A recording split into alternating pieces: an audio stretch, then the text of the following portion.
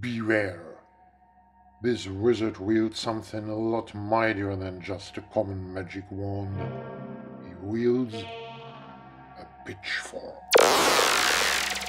In only a few seconds he is going to open the door to the realm of sound, and if you don't take care he will carry you away to the very roots of sound. Those who know everything about additive synthesis and about partials, overtones and so on, they may skip the next few minutes. Because only those who are not in the know should risk to get kidnapped by our wizard and taken away into the wondrous story of partials. Here we go. I think everybody knows a tuning fork, this little helper producing a single note, the so-called concert pitch A4. Useful not only for choirs.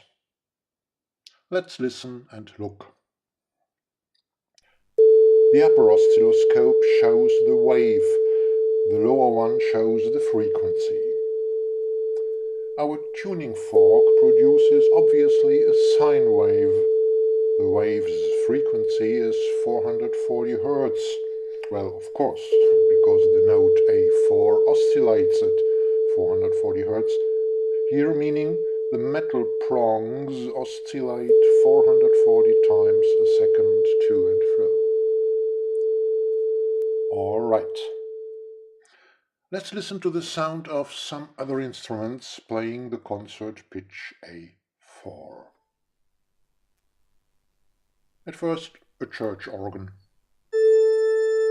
But hey, what's that? I'm obviously playing the same note. You can see it on the keyboard and you hear it, but suddenly there are more frequencies than only our 440 Hz. Well, the lowest of the frequencies we see here is still our concert pitch A4. The other, higher frequencies which we see here make the sound of our note A4.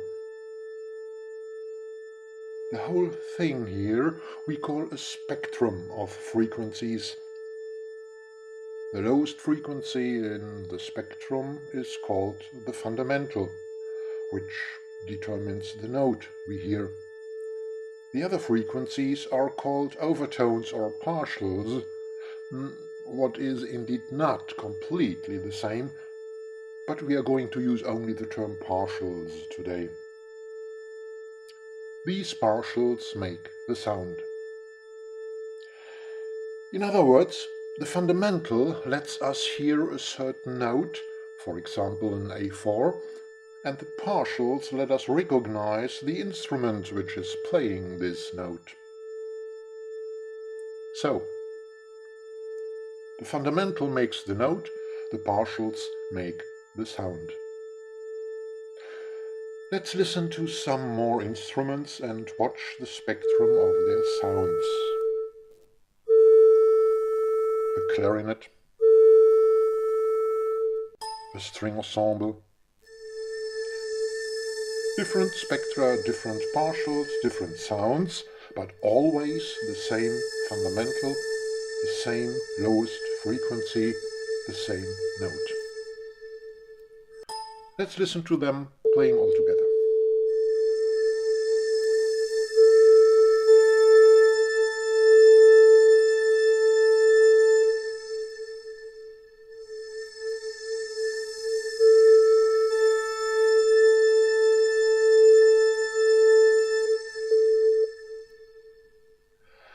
But now, let's look at the spectrum, the partials, a second time. Here comes the church organ again. The partials are permanently changing while the instrument is playing a note. The effect is even more dramatic with some synthetic sounds. Let's listen to one and watch the changes of the partials in the spectrum. So, at different moments there is a different spectrum. There are different partials, or at least the partials have different levels at different moments of the sound. We need a three-dimensional diagram to depict what's going on in the sound. All right, let's draw one. Let's start with the spectrum of an imaginary sound at the moment when the sound begins to play. And now a blink of an eye later, and again a very short time later, and the next layer, and some more layers, until the sound has reached its end.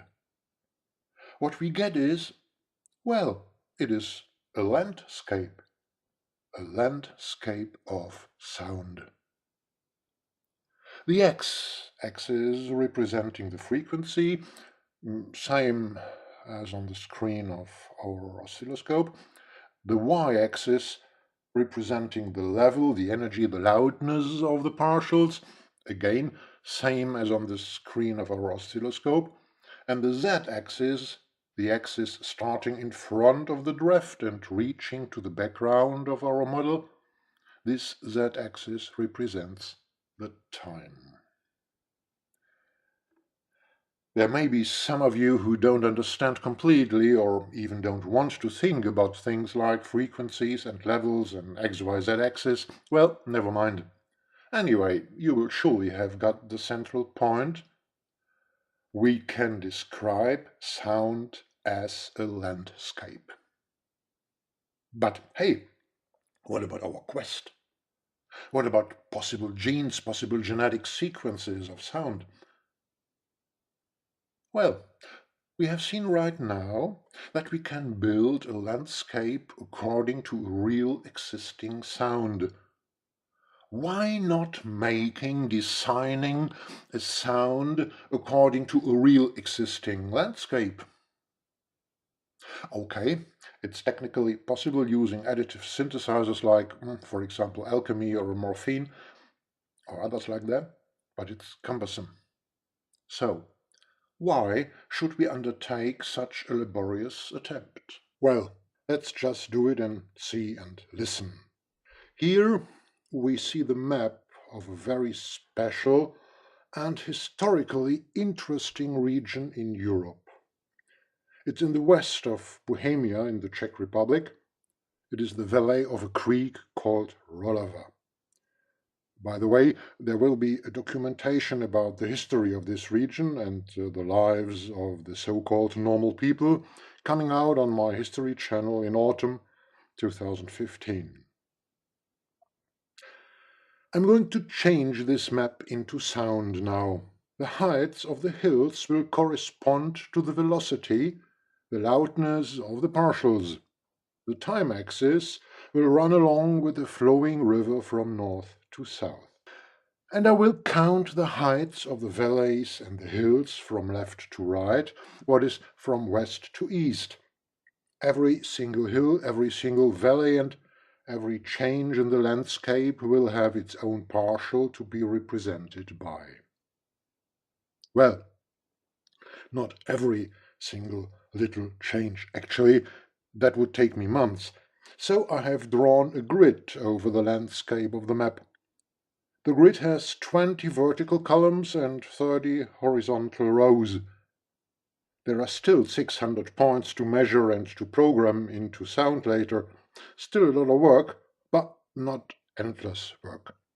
Every column represents a special partial, and every row represents all partials at a special moment. The heights of the landscape at the crossing of lines represents the loudness of the equivalent partial at a certain moment.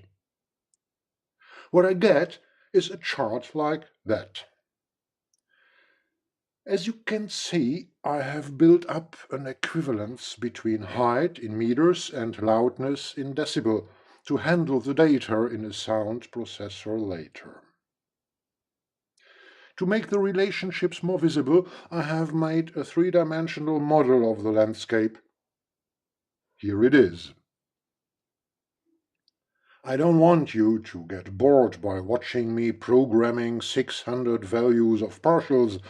In case you liked watching me doing this cumbersome work, well, click the link and you can do so. I've outsourced that part into a special video only for the hardest nerds among you. And now, let's listen how the valley of Rolava Springs and the village of Przebus sound.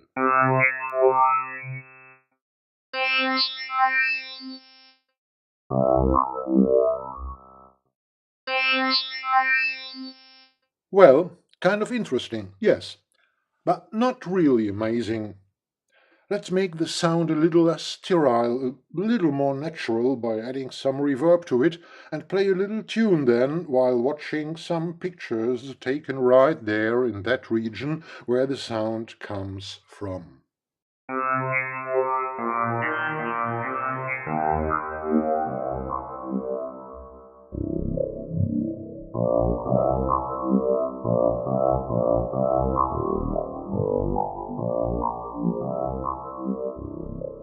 The region is a cruel one, harsh, very windy, hard to live there. The region has seen a lot of cruel things in its history. A lot of wars, terror, exodus, complete extinction of the people who lived there once. Well, I think the sound we have made by transferring the landscape into sound is not so different from the region's history, is it?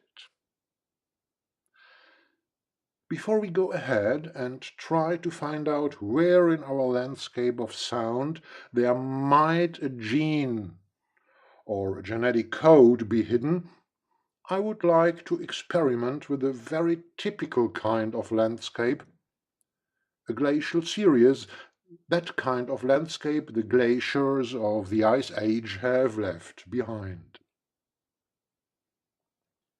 Let's have a look at the model I have made. We see all the characteristic features they will have told you about at school. The high frontal or end moraine with some small lakes on it, the ground moraine a little corrugated, the ancient glacial valley where a big river was flowing in ancient times, and some small little valleys carved by streams of meltwater from the glacier. Once again, there is an underlying chart with 9 levels of height, 0 to 8, which I have transferred to decibel and partials. The resulting sound is like that. This sound is a glacier. A glacier grinding and skimming, rumbling and breaking rocks. Let's put a little more life in it. And think about that. We got this sound from an abstract model of a typical glacial series, but it fits perfectly to a real glacier to real glaciers. Therefore, we must have implanted something like a genetic code of glaciers, of glacier-like sounds into our abstract model, waking it to its icy life.